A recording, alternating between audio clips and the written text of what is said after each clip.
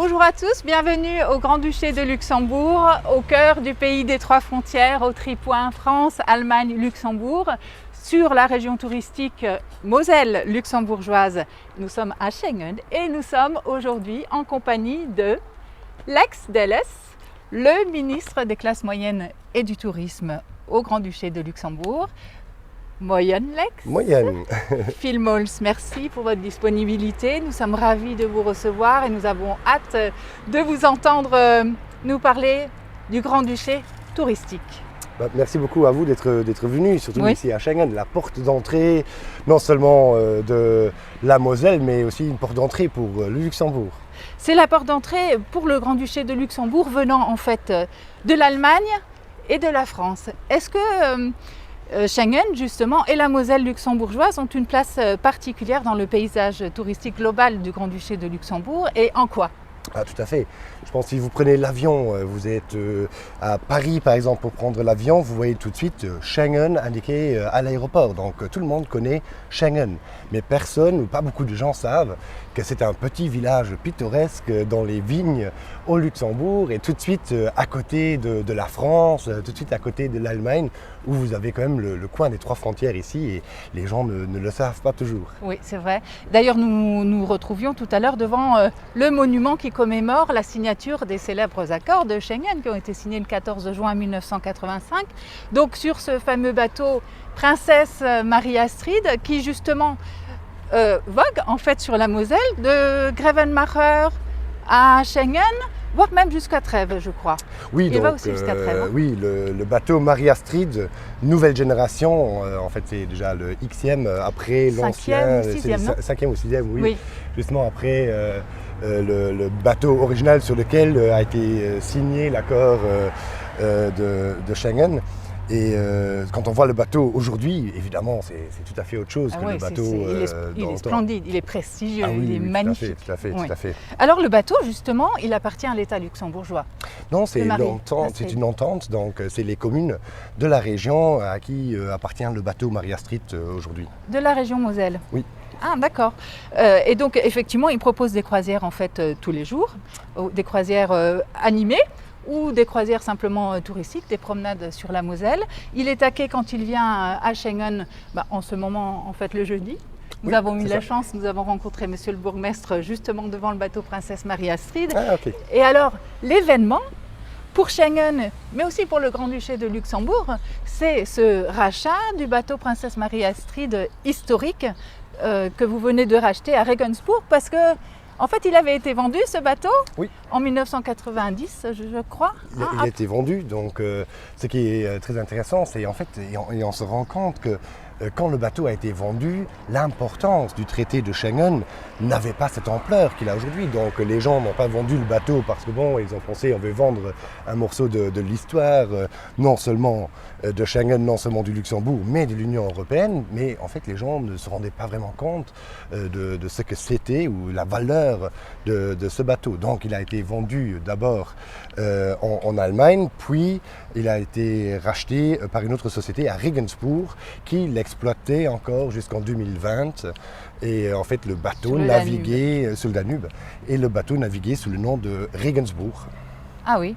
Oui, c'était plus. Il avait été débaptisé en fait. Ah, complètement débaptisé. Et les gens, en fait, quand ils ont fait le tour sur le Danube, ils ne savaient pas que c'était le bateau sur lequel a été signé l'accord de Schengen.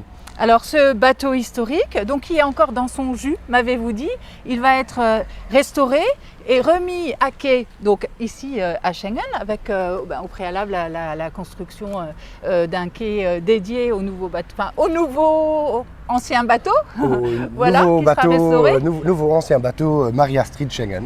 Voilà, qui sera restauré. Alors là, il sera consacré entièrement à un musée dédié aux accords de Schengen, à l'histoire de la signature des accords de Schengen. Et je crois qu'il fera également des croisières, pas seulement sur la Moselle, mais en Europe. Justement, l'idée derrière, donc premièrement, je trouve qu'il est très important d'avoir l'original, donc d'avoir le bateau de retour ici à Schengen, avec une muséographie adaptée. donc où les gens vont vraiment revivre le moment de la signature du traité de Schengen. Il faut savoir qu'il n'y a pas tous les pays de l'Union européenne qui ont signé cet accord à ce moment-là. Donc justement de refaire vivre le moment, de l'autre côté, de montrer l'importance. Ici, on est à Schengen, vous avez tout de suite derrière nous le pont qui va direction Allemagne, vous avez la rue ici qui va tout de suite en France, donc on est à 100 mètres de la France. Ici, on vit justement qu'il n'y a pas de frontières. Tout le monde le sait qu'il n'y a pas de frontières. Moi-même, quand j'étais petit, moi je viens d'un côté ici, d'un village ici à côté. Oui, vous étiez bourgmestre de Mondorf pendant quelques années, avant d'être appelé à vos fonctions de ministre. Oui, donc j'étais à Mondorf-les-Bains et on avait encore 3 portefeuilles, par exemple, à la maison. On avait un portefeuille avec les francs français, on avait un portefeuille avec les Deutschmark et on avait un portefeuille avec les francs luxembourgeois. Ah oui. Mais les jeunes d'aujourd'hui ne le savent plus. Ah oui. Je me rappelle, quand on voulait passer la frontière, il y avait toujours le poste douanier. Aujourd'hui, il y a un poste douanier, mais bon, c'est une petite cabane qui est construite sur un pont, mais personne ne sait encore ce que c'était. Et c'est justement pour ça qu'il est très important de remettre le bateau Marie Astrid en valeur ici à Schengen et de montrer exactement l'histoire de l'Union européenne, la construction de l'Union européenne. Et un point très important, comme c'est un bateau c'est pas fixe. Le bateau, il doit pouvoir naviguer. Il va être un ambassadeur du traité de Schengen à travers l'Europe. Il transcende les frontières sur l'eau, quoi. Justement. Oui. Et donc il y aura une partie fixe de muséographie sur le bateau et restera donc l'ambassadeur de ici Schengen à travers l'Europe. Oui. Alors justement, je voulais vous poser une question un peu plus personnelle par rapport à la signature de ce rachat du bateau Princesse Marie Astrid historique. Vous êtes jeune, vous êtes beaucoup plus jeune que moi. Et pas beaucoup. Qu'est-ce que ça vous a fait, vous, en tant que ministre des classes moyennes et du tourisme, de signer ce rachat? Parce que, alors, je ne sais plus exactement, et je n'oserais pas le dire en quelle année vous êtes né, mais à peine en 85. En 84. Oui. Donc, je suis né en 84. Et donc juste un an avant la signature des accords. Tout à fait. Donc mais quelque part, vous ne l'avez pas vécu directement, vous le vivez là un peu par procuration, non? Ah mais moi je fais partie, je pense, de la première génération où il y avait déjà les frontières qui étaient apaisées, qui étaient déjà différentes que 10 ans avant. Donc, et ce qui est très important justement avec ce bateau, avant j'étais député ici au Parlement luxembourgeois, et quelque chose, et comme je suis né dans la commune avoisinante, mais c'est toujours très important d'avoir l'original de ce bateau. Il y a le quai qui a été construit, qui est formidable, qui est un infopoint où vous avez toutes les informations touristiques sur toute la région, l'office du tourisme. Mais ce n'est pas l'original, donc ce n'est pas le bateau. C'est pour ça qu'il est très important d'avoir maintenant le bateau, la partie, je pense, une des parties clés de l'histoire de la construction européenne ici à Schengen. Ça veut dire qu'aujourd'hui, le Grand-Duché de Luxembourg et vous, en tant que ministre du Tourisme, vous vivez et vous ressentez pleinement l'importance en fait de cet événement européen. Mais je pense que surtout au Luxembourg et dans les régions tout de suite à côté des frontières, on ne le vit pas parce qu'on le sait, mais on le vit parce qu'on le vit. Donc on vit l'Europe. C'est tout à fait normal que vous traversez le pont, que vous allez vous promener de l'autre côté, que ce soit en Allemagne ou en France. C'est tout à fait normal qu'on va à des fêtes régionales ou locales dans les pays avoisinants, mais on ne se rend même pas compte. C'est normal. C'est vrai. Et monsieur Zago, le président du syndicat d'initiative, me disait, vous savez, le Grand-Duché est tellement petit que forcément, on déborde forcément de ses frontières et forcément, on est amené à aller en Allemagne, en Belgique, en fait, et en France. Tout comme nous, habitant près de la frontière, on est irrésistiblement, j'allais dire, attirés par le Grand-Duché de Luxembourg, que ce soit pour le travail. 100 000 Lorrains viennent travailler au Luxembourg, 50 000 Belges, 50 000 Allemands, que ce soit pour les loisirs, parce que le Luxembourg quand même associe avec excellence la modernité et les traditions. Et donc il y a beaucoup de lieux branchés en fait aussi au Grand-Duché de Luxembourg. Les jeunes fréquentent beaucoup le Grand-Duché de Luxembourg. Et puis... Et aussi vice-versa. Donc, Oui. justement, pour nous, la France, c'est tout à fait, c'est une partie, comme j'ai dit, on ne se rend pas compte quand on traverse la frontière, mais c'est tout à fait normal qu'on va marcher, qu'on va dans un restaurant en France, c'est tout à fait normal qu'on va voir des amis près de la frontière, c'est tout à fait normal. Donc, on vit l'Europe, et c'est pour ça que justement, l'idée européenne, l'idée des accords qui ont été signés, ici, on le vit. On le vit, oui, pleinement. Et on le vit, on parle aussi la langue du voisin, on s'enrichit en fait les uns des autres. Tout à fait. C'est vraiment quelque chose d'unique en fait, quand même, et d'exceptionnel à vivre, je pense. Alors, Monsieur le ministre des classes moyennes et du tourisme, d'abord pouvez-vous nous préciser simplement qu'est-ce que c'est que ces classes moyennes? C'est quoi vos attributions par rapport aux classes moyennes?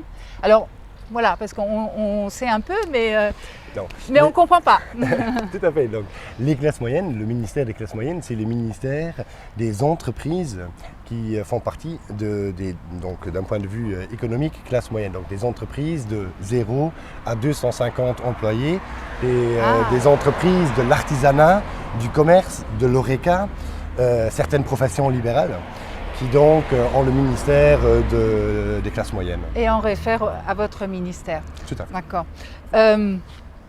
Alors j'aimerais maintenant avec vous qu'on essaye de réorienter ou casser l'image du Grand-Duché de Luxembourg qui bien souvent se réduit exclusivement à cette place financière, au pays riche qu'il est, mais pas seulement. Et loin de là, en fait, c'est un pays avec une forte identité, vraiment une identité marquée, profonde, qu'on côtoie, d'ailleurs ici, vous le disiez tout à l'heure. Vous me disiez tout à l'heure, d'ailleurs, il n'y a pas de banque ici, regardez. Je voulais justement le dire, donc regardez, vous avez les vignes, vous avez le Markustum là-bas, vous avez un vigneron là-haut, vous avez un vigneron là-bas, vous avez la place des Étoiles, donc vous avez la Moselle, vous avez l'Allemagne, vous avez un pont, donc le Luxembourg n'est pas uniquement une place financière. Le Luxembourg, vous avez dit, c'était un pays riche en culture, c'est un pays riche d'idées, riche avec une multitude de cultures qu'on côtoie au quotidien. Donc on rencontre les gens et c'est justement ça une valeur très importante du Luxembourg. Les gens se rencontrent, ils peuvent discuter, il y a, comme je dis, un multiculturalisme au Luxembourg qui est formidable. Donc les banques, oui, peut-être ailleurs, on entend le Luxembourg, place financière. Oui, ça fait partie, c'est une partie, mais c'est pas la partie la plus grande du Luxembourg. Oui, c'est pas ce que vivent en fait les gens qui habitent ce pays en fait. Non. Voilà, c'est une partie des gens qui y travaillent. Ah, tout Effectivement, à fait. vivent cette place financière. Mais par exemple ici à Schengen, vous avez les vignes, donc il y a beaucoup de vignerons, on peut passer des moments très agréables ici à la Moselle, avec des vins de la Moselle. Et je précise donc de la Moselle, ce sont des vins allemands, ce sont des vins français, parce que les vignes que vous voyez au fond, sont des vignes français. Vous avez des vignerons luxembourgeois qui ont des vignes en France, par exemple. Vous avez des vignerons allemands qui ont des vignes ailleurs. Donc cet échange, il vit non seulement à travers la culture, mais aussi à travers le vin ici à la Moselle. Oui. Alors, est-ce que vous pouvez nous expliquer, nous faire rêver du Grand-Duché de Luxembourg, nous expliquer un peu comment s'organise le Grand-Duché de Luxembourg sur le plan touristique et quels sont ses atouts, quel est par exemple le top 5 des plus belles destinations, chères à votre cœur à vous, parce que finalement, c'est vous qui nous intéressez aussi aujourd'hui. C'est toujours difficile à dire. Voilà. Et quels sont ces atouts et l'identité de chaque région touristique? Est-ce qu'elle représente dans l'ensemble? Donc je pense que premièrement, le Luxembourg a quelque chose qu'ici au Luxembourg, on oublie très souvent. On peut faire 4 pays en 3 jours, par exemple. En reliant le Luxembourg à l'Allemagne, à la France, à la Belgique. Donc on peut faire un tour de 4 pays et justement de rencontrer les gens. C'est ça qui est très intéressant, de rencontrer cette idée d'échange qui existe depuis des décennies, depuis des centaines d'années, que justement il y a une région qui s'est créée, c'est pas un pays. De l'autre côté, L'idée, au Luxembourg, on mise sur différents points forts. On a le tourisme actif, donc on a de très belles randonnées à travers tout le pays. Une deuxième priorité du tourisme actif, donc les randonnées pédestres, mais aussi le cyclisme. Donc les pistes cyclables sont formidables, d'une qualité superbe, et on peut faire le tour du Luxembourg en vélo. Oui. Et on a un programme moviecarry.lu. Donc en fait les bagages vous sont transportés d'un hôtel vers l'autre ou d'un camping vers l'autre. Donc vous pouvez faire le tour du Luxembourg. Combien de kilomètres de circuit cyclotouristique au Grand-Duché de Luxembourg? Maintenant on a un projet pour le mois d'août encore où il y a supplémentairement 560 kilomètres. Ah, ils viennent en plus? En plus des routes cyclables existantes déjà. Donc de l'autre côté, le tourisme de mémoire, un point très important pour le Luxembourg, où on a défini maintenant récemment c'est quoi le tourisme de mémoire au Luxembourg. Vous avez donc d'un côté, il y a 3 sujets principaux. D'un côté la sidérurgie, donc le sud du pays. Oui. Donc on a une région au sud, Esch-Belval, mais justement ce qui fait la création il y avait la création de la richesse qui a été faite au sud du pays avec les mines à ciel ouvert, le bassin minier. Donc où vous avez maintenant une nature formidable, où vous avez des terres rouges. Donc et la région s'appelle Terre Rouge. Oui. C'est le sud du Luxembourg. C'est le sud du Dans Luxembourg. La région de Esch-sur-Alzette en fait. Esch-sur-Alzette, Esch-Belval, Chifflange. Donc vous avez de très belles choses autour. Puis donc on vient dans l'histoire plus récente, la Deuxième Guerre mondiale, le nord du pays avec des forêts, les Ardennes, où vous avez une nature formidable. Et là aussi, justement, la coordination entre la Belgique, Ardennes, France, Ardennes et Luxembourg, Ardennes, identité, Deuxième Guerre mondiale. Et de ça, on vient au 3e sujet, ici à Schengen, la création et la construction de l'Europe, ici avec le point fort évidemment le Schengen, mais aussi la CECA, où il y a la signature par exemple à Luxembourgville, et le quartier Kirchberg où vous avez les institutions européennes. Oui, et ces fameuses banques. Voilà, quand même. Et il y a des banques au Kirchberg, justement, si vous regardez Luxembourgville, vous avez une ville fortifiée, protégée UNESCO. Donc c'est formidable quand vous allez visiter la ville de Luxembourg et vous avez un quartier. Ah oui, formidable. Ouais. Et vous avez justement le quartier Kirchberg à côté, où vous avez des petits gratte-ciel, un nouveau quartier qui a été créé, avec des banques, mais aussi des institutions européennes, avec d'autres institutions qui se situent dans le nouveau quartier. Oui, parce que Luxembourgville constitue aussi en fait une destination exclusive. Tout particulière au Grand-Duché de Luxembourg. C'est une deuxième porte d'entrée, donc vous avez l'aéroport à Luxembourgville. Oui. Bon, si on regarde ici autour, on est ici au bout de l'est du Luxembourg, mais on est à 25 km de Luxembourgville. Oui. Donc tout est très proche ici. Quels sont les piliers et les valeurs touristiques que vous développez, que vous défendez pour le Grand-Duché de Luxembourg? Donc d'un côté, le multiculturalisme. C'est un atout, c'est justement qu'on peut discuter avec tout le monde. Le Luxembourg est un pays très ouvert, donc si vous voulez rencontrer des gens, c'est très facile, il est très facile de discuter avec les gens ici. De l'autre côté, on a toute cette valeur du tourisme responsable. Donc de ne pas avoir des milliers de touristes à un endroit, mais tout ce qui va avec cette idée.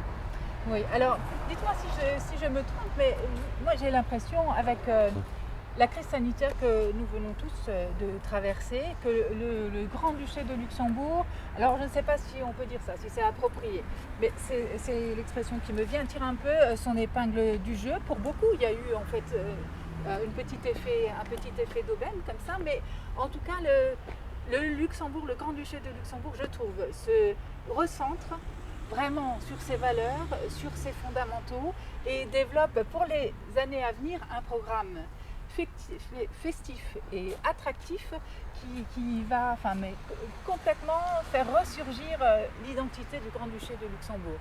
Que ce soit donc la Moselle, que ce soit la nature, que ce soit le vin ou la sidérurgie à Esch-sur-Alzette dont vous venez de parler, dans les terres rouges, à travers la Luga, Letzebuyesh Urban Garten, me corriger si Oui, je me trompe. Esch-sur-Alzette, capitale européenne de la culture 2022. Et puis Licht und Flammen en mai 2022 qui se déroulera donc sur la Moselle. Attention au tri, il y a une marche derrière toi. Est-ce que vous pouvez développer en fait ces 3 événements à venir entre 2022 et 2023? Vraiment, moi personnellement, j'ai hâte d'y être. Ah oui, non. Donc, on a premièrement donc, la capitale culturelle, Esch-sur-Alzette, et c'est la région d'Esch, donc c'est la région dont je parlais avant de la sidérurgie, avec un programme formidable de manifestations justement pour cet événement, où il y a toute une région qui est mise à l'honneur. Et là justement un point très fort, c'est que ce n'est pas une région uniquement luxembourgeoise, mais c'est avec la grande région, donc avec la région, les communes françaises avoisinantes, parce que Esch est tout de suite à la frontière française. Oui. Et donc il y a énormément de projets qui sont travaillés ensemble avec la communauté de communes avoisinantes. Et c'est justement ça une idée de tout le tourisme, quand on revient à l'idée du tourisme. Une destination ne se vend pas uniquement en restant fermé sur soi-même. Si on veut vendre la Moselle ici derrière nous par exemple, on parle de l'Allemagne, on parle de la France. Donc il y a cette idée de travailler ensemble. Un touriste qui vient, vous avez tout de suite derrière nous le château de Malbrouck par exemple, qui est un château formidable. Mais le touriste qui viendra à Malbrouck, il peut aussi venir ici faire un passage par Schengen, ou bien aller ici derrière nous à Perles par exemple. Oui. Alors, excusez-moi. Et même idée pour Esch 2022, la capitale culturelle, c'est l'idée d'avoir ce travail transfrontalier à travers tous les projets. Oui. Alors, si on veut des informations, parce que tout ça c'est en construction, la capitale européenne de la culture, c'est donc 2022. Bientôt. Si vous voulez des informations, c'est donc www.esch2022.lu. Voilà, c'est ça. Et puis donc, est-ce qu'on peut aborder maintenant ce fameux Louga qui aura lieu, qui se tiendra donc en 2023, et ça aussi c'est une grande première en fait pour le Grand-Duché de Luxembourg, et je crois qu'il est porté par le ministère de l'Agriculture et de la Viticulture, non? C'est ça, donc c'est un projet où la ville de Luxembourg, si vous imaginez, donc vous avez la forteresse du Luxembourg avec ses vallées, ses murs fortifiés, et au centre de tout cela, il y aura une exposition de jardins où il y a différents projets qui ont déjà commencé cette année-ci ou même l'année passée, qui est donc la renaturalisation par exemple de la vallée de la Pétrus. Aujourd'hui, donc vous avez une petite rivière qui est canalisée, ils sont en train justement de l'ouvrir, de la renaturer, donc de refaire de Luxembourgville une ville encore plus verte, parce oui, que encore plus verte, ce que j'allais dire, c'est déjà tellement verdoyant. Ah, vous avez des parcs énormes à Luxembourgville, donc on ne se pense pas toujours dans une capitale européenne, oui, parce qu'il y a vraiment c'est comme des forêts qui sont donc non seulement autour, mais aussi avec le parc formidable de Luxembourgville. Et la ville de Luxembourg est encore en train de construire des nouveaux parcs de hectares et de hectares pour justement augmenter la qualité de vie des citoyens et des touristes qui viennent à Luxembourgville. Alors ce ne sera pas seulement en fait un jardin horticole à ciel ouvert au cœur de la ville. Il y aura des rendez-vous aussi avec les viticulteurs, les producteurs de terroir, je crois. Ah, tout à fait. Donc il y a différents événements phares avec des rendez-vous des producteurs locaux, que ce soit la viticulture par exemple, ou bien l'agriculture en général. Mais de l'autre côté, vous avez aussi dans différents quartiers, différents projets qui sont réalisés, qu'on peut visiter, qu'on peut donc voir à travers toute la ville de Luxembourg. Oui, et là aussi, on peut avoir quelques informations déjà à travers le magnifique site internet www.louga.lu. C'est vraiment magnifique.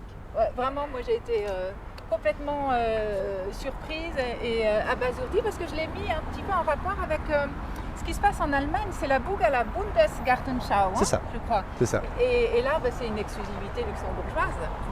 Donc en fait, vous avez la Buga en Allemagne, la Bundesgartenschau, donc, qui est une exposition horticole qui est à un moment donné à un endroit précis.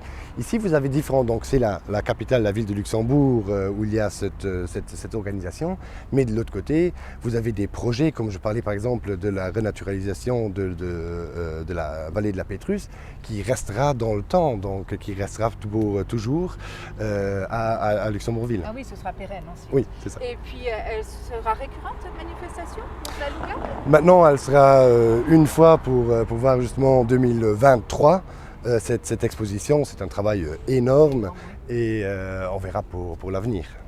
Alors, le soleil fait son apparition sur la place des Étoiles, ici en bord de Moselle à Schengen. C'est quand même magnifique. Alors, on rappelle un petit peu où nous nous trouvons.